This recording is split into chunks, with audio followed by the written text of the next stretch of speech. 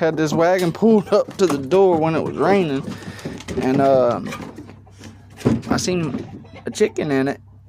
Tell me that's not a beautiful egg. You see how it's weird in the middle too? Look at that. It's like it got splattered with paint. It's like a bubble on a car tire.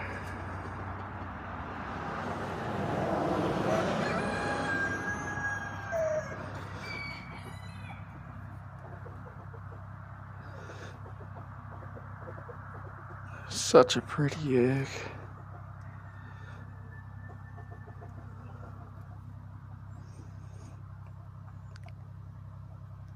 But I just wanted to show y'all that.